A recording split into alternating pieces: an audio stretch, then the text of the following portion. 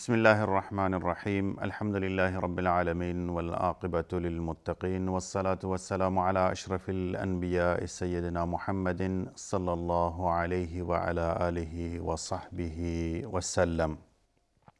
قال الله تبارك وتعالى يا أيها الذين آمنوا اذكروا الله ذكرا كثيرا وسبحوه بكرة وأصيلا. با سلام خدمت همه شما بینندگان محترم که از هر جای دنیا بیننده برنامه ما هستید، برنامه ماه صبر، ماه شکیبایی، ماه بردباری. امیدوارم که در این برنامه بتوانیم مباحثی را مطرح کنیم که مورد توجه و پسند شما عزیزان قرار بگیره. موضوعی که امروز انتخاب کردیم و می‌خواهیم در مورد آن با شما صحبت کنیم در مورد ذکر و یاد الله است که ما همیشه در هر حال، چه در رمضان چه در غیر رمضان، در ذکر و یاد الله تعالی باشیم. ما در ماه مبارک رمضان قرار داریم، ماهی که می توانیم به وسیله عبادت و بندگی و ذکر و یاد الله در این ماه 11 ماه گذشته ای که اگر گناه و معصیتی از ما سر زده و مرتکب گناه و معصیت شدیم، همه آنها را بشوریم و از زندگی خودمون پاک کنیم. باور بفرمایید نه تنها 11 ماه گذشته، بلکه کسی که در این ماه توبه کنه و به الله بر بگرده و از ته قلب خودش از گناهان و معصیتی که انجام داده در واقع پشیمان بشه و توبه کنه، همه آنها پاک میشن و اون شخص خیلی پاک و صاف نزد الله تعالی معرفی میشه و اعمال نامه اون صاف میشه. در قسمت قبلی در مورد اخلاق صحبت کردیم که انسان باید اخلاق اون نیکو باشه و با اخلاق نیک در واقع با همه اطرافیان، دوستان، عزیزان، خانواده و همکاران برخورد کنه.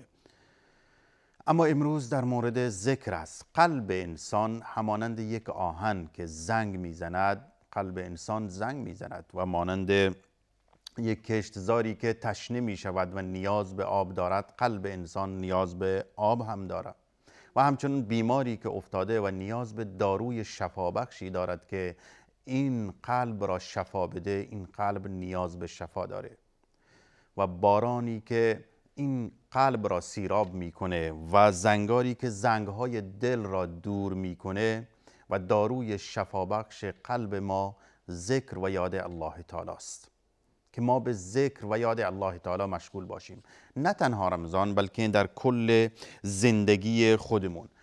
ذکر و یاد الله عبادتی است که ما به وسیله ذکر و یاد الله به طرف الله تقرب می جوییم، نزدیکی می جوییم و نزدیک می شویم. در آیه‌ای که من در ابتدای برنامه و بعد از خطبه خوندم، الله تعالی می فرماید یا ایها الذین آمنو، ای مؤمنان، ذکر الله تعالی را بکنید. اذکروا الله ذکرا کثیرا، خیلی زیاد، یعنی چیزی که الله بگه زیاد، پس ما چقدر اون را در واقع حساب کنیم و مقیاس کنیم. زیاد ذکر الله تعالی را بکنید، ذکرا کثیرا، ذکر خیلی زیاد. و سبحوه بکرة و اصیلا، صبح و شام، یعنی صبح که از خواب بیدار میشید، وقت صبح که به کار میرید، ذکر و یاد الله را بکنید و بعد از ظهر که از کار برمیگردید یا سر کار هستید یا چه خونه هستید، همیشه در ذکر و یاد الله تعالی باشید که این سبب نزدیکی من و شما به جانب الله تعالی میشه و ما را به الله بیش از بیش نزدیکتر میکنه. ذکر سبب شادابی قلب هاست، خوشبختی را به انسان برمیگردونه و سبب حیات و زندگی قلب است. در حدیثی که رسول الله صلی الله علیه و سلم بیان می‌فرمایند، حدیث صحیح بخاری به شماره 6407، می‌فرماید مثل الذی یذکر ربه والذی لا یذکر ربه مثل الحی والمیت. خوب توجه کنید به این حدیثی که رسول الله صلی الله علیه و سلم می‌فرماید. مثال شخصی که ذکر و یاد الله را انجام میده و مثال شخصی که ذکر و یاد الله تعالی را انجام نمیده، مثل الحی والمیت، مثال زنده و مرده است. یعنی اگر ما ذکر و یاد الله تعالی را انجام بدیم، ما زنده هستیم و اگر ذکر و یاد الله تعالی را انجام ندیم، همانطور که مردگانی که امروز مرده اند و دستشون از دنیا کوتاه شده و حتی نمیتوانند یک سبحان الله بگویند، مثال ما مثل مردگان است. الا بذکر الله تطمئن القلوب، اطمینان قلب و آرامش قلب. این علایی که در این آیه الله تعالی ذکر می کند، علا داره ما را متوجه میکنه. متوجه باشید ای بندگان من، ای مؤمنان، ای مسلمانان، به ذکر الله تطمئن القلوب. با ذکر و یاد الله دلها مطمئن میشه. امروز میبینیم بسیاری از انسانها دنبال اطمینان و آرامش قلب هستند، دنبال این هستند که قلبشون آرام بشه و به خاطر اینکه آرامش قلب را حاصل کنند دنبال هزاران معصیت و گناه میرن، خودشون را غوطه‌ور در گناه میکنن، گناه چه شراب باشه چه کارهای دیگه باشه، تا قلبشون آرام بشه. اما الله چیزی را معرفی میکند که آرامش قلب است و آن ذکر و یاد الله است. شاید انسانی که در یک لحظه‌ای مرتکب یک گناه باشه، یک به اصطلاح ترانه‌ای گوش کنه که معصیت داره یا کار گناه دیگری کنه، یک لحظه‌ای، یک موقت، یک آرامش موقتی حاصل بکنه، اما در واقع این ناآرامی قلب اون را بیشتر میکنه.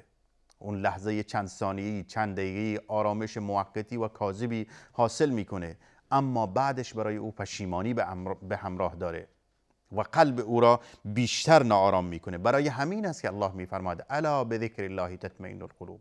الله داره معرفی میکنه داروی آرامش برای من و شما، برای قلب مؤمن، ذکر و یاد الله تعالی است. امام ابن قیم رحمت الله علیه میفرمایند که من از شیخ الاسلام ابن تیمیه رحمت الله علیه شنیدم که فرمود یاد الله برای قلب مثل آب برای ماهی است.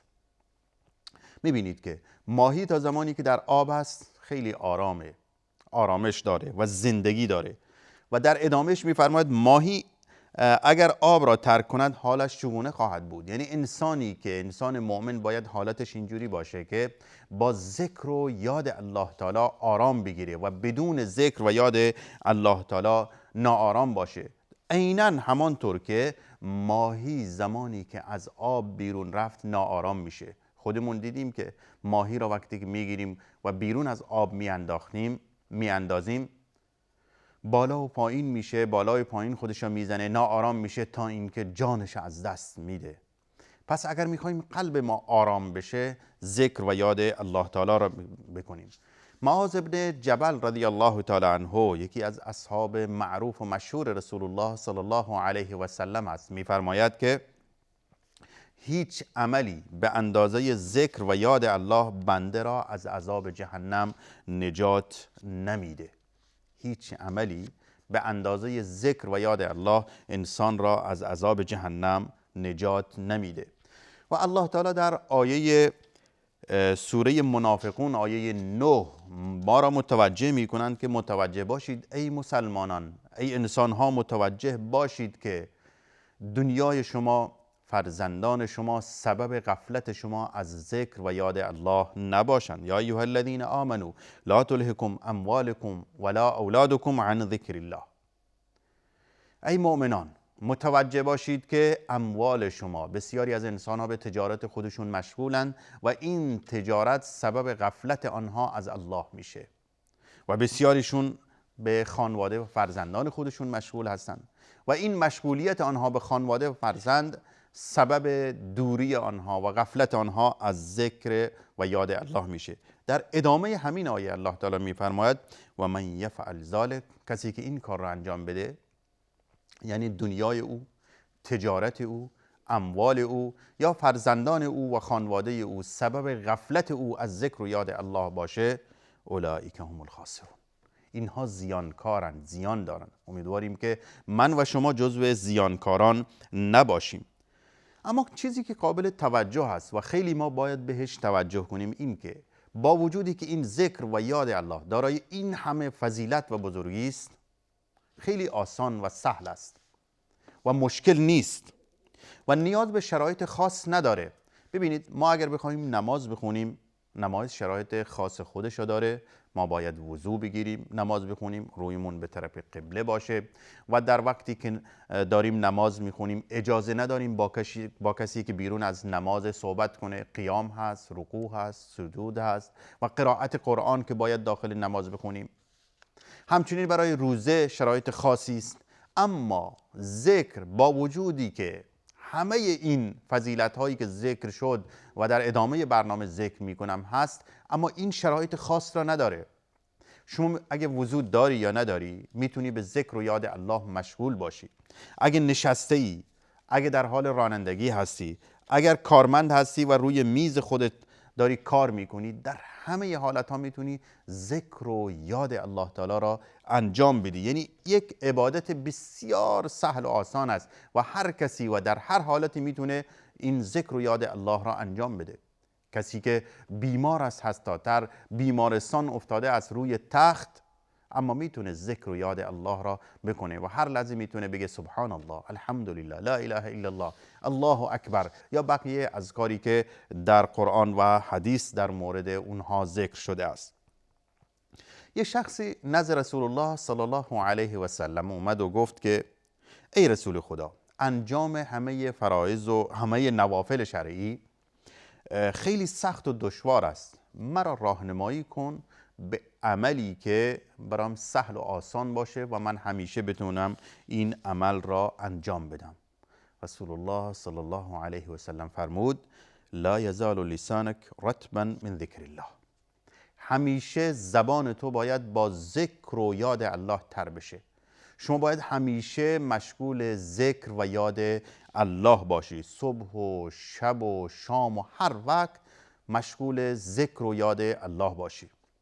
روایت ابو هریره رضی الله تعالی عنه که آخرین حدیث صحیح بخاری است، خیلی معروف و مشهور است و اتفاقا همه شما بینندگان محترم این روایت را شنیدید که ابو هریره رضی الله تعالی عنه روایت می کند که رسول الله صلی الله علیه و سلم فرمود کلمتان خفیفتان علی اللسان ثقیلتان فی المیزان و حبیبتان الی الرحمن سبحان الله و بحمده سبحان الله العظیم.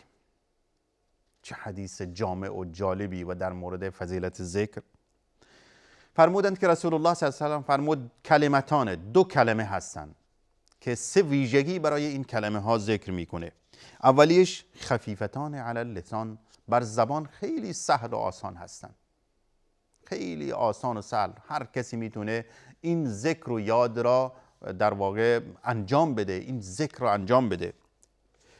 با وجودی که سهل و آسان هستند بر زبان، ثقیلتان علی المیزان، بر ترازوی اعمال روز قیامت خیلی وزنی و سنگین هستند و سبب وزنی شدن اعمال انسان در روز قیامت میشن.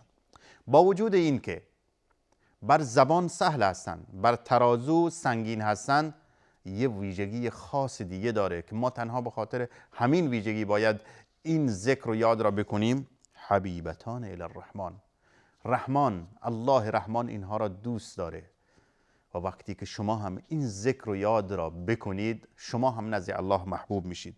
اینا چی هستن؟ سبحان الله بحمده سبحان الله العظیم، سبحان الله و بحمده سبحان الله العظیم.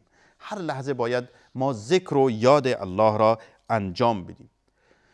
در زمانه‌ای و وقتی که همه انسان‌ها در واقع غافل هستند از آخرت، ذکر و یاد الله سبب سبقت ما به طرف بهشت و رضایت الله تعالی میشه و ما به وسیله ذکر و یاد الله به طرف الله سبقت میگیریم و به طرف الله بیشتر از بقیه میریم. روایتی بازم از سیدنا ابو هریره رضی الله تعالی عنه هست که میفرمایند که فرمود سبک المفردون. رسول الله صلی الله علیه و سلم همین جمله را فرمودند، سبک المفردون. قالوا و ما المفردون یا رسول الله. رسول الله فرمودند سبقت گرفتند، پیشی گرفتند، رفتند. مفردون، افراد تنها. صحابه سوال کردند و ما المفردون یا رسول الله، مفردون چه کسانی هستند که سبقت گرفتند و رفتند و پیشی گرفتند؟ قال الذاکرون الله کثیرا و الذاکرات. زنان و مردانی که ذکر الله را زیاد می کنند، همیشه در ذکر و یاد الله هستند، اینها از بقیه سبقت گرفتند. خب مسلم است مثلا من و شما 5-6 نفر در یک جا نشستیم، بقیه داریم صحبت دنیا میکنیم، صحبت از تجارت میکنیم، صحبت از بقیه مسائل میکنیم، طنز و خنده. یه شخصی نشسته یک کناری داره ذکر و یاد الله را میکنه. خب مسلما این از من و شما سبقت میگیره، چون بیشتر ذکر و یاد الله را میکنه بیشتر به الله نزدیک میشه و اعمال نامهش وزنی تر میشه و در اعمال نامهش حسنات و نیکی ها خیلی زیاد نوشته میشه. از بسیاری از علما نقل شده که فرمودند که ما در همین دنیا میدونیم که در چه زمانی الله تعالی ذکر و یاد ما را در جلو و ملأ فرشتگان انجام میده. بعضی که اطراف بودن تعجب کردند که چطوری شما میدونید که چه زمانی الله یاد و ذکر شما را میکنه. این آیه را خوندند که فذکرونی اذکرکم واشکرونی ولا تکفرون. الله میگه شما ذکر و یاد من را بکنید، من هم ذکر و یاد شما را میکنم. یعنی هر لحظه که شما ذکر و یاد الله را میکنید، الله تعالی ذکر و یاد شما را میکنه. یا طبق روایتی که ذکر شده که شما اگر در جمعی در دنیا ذکر و یاد من را بکنید، من در جمعی با فضیلت‌تر و بالاتر از این جمع دنیا ذکر و یاد شما را میکنم. یعنی در جمع فرشتگانی که معصوم هستند ولا یعصون الله، که آنها در حال عصمت هستند و هرگز گناه و معصیت انجام نمیدهند. برای این شایسته است که من و شما بیش از بیش ذکر و یاد الله را انجام دیم در کل زندگی خودمون، چه رمضان باشه یا چه غیر رمضان باشه، چه در خونه نشسته باشیم یا چه این که سر کار باشیم. اما در این ماه که ماه مبارک رمضان است، ماه صبر و شکیبایی است که ما باید بیشتر با در واقع ذکر و یاد الله تعالی به الله تقرب بجوییم و این عبادت و بندگی الله تعالی انجام بدیم. لازم است که ما بیش از بیش ذکر و یاد الله تعالی را انجام بدیم و زندگی خودمون را با ذکر و یاد الله تعالی معطر کنیم. شاید تسبیحات فاطمی در ذکر و یاد شما هست که یک روز فاطمه الزهرا رضی الله تعالی عنها دختر رسول الله صلی الله علیه و سلم خدمت رسول الله اومدند و تقاضای یک خدمتکار کردند و رسول الله صلی الله علیه و سلم وقت به پایان رسیده، همین حدیث رو تمام کنم. رسول الله صلی الله علیه و سلم بهش تسبیحاتی گفتند که این تسبیحات را بخونید: 33 بار سبحان الله، 33 بار الحمدلله و 34 بار یا طبق روایتی 33 بار الله اکبر. این ذکری است که به تسبیحات فاطمی معروف است.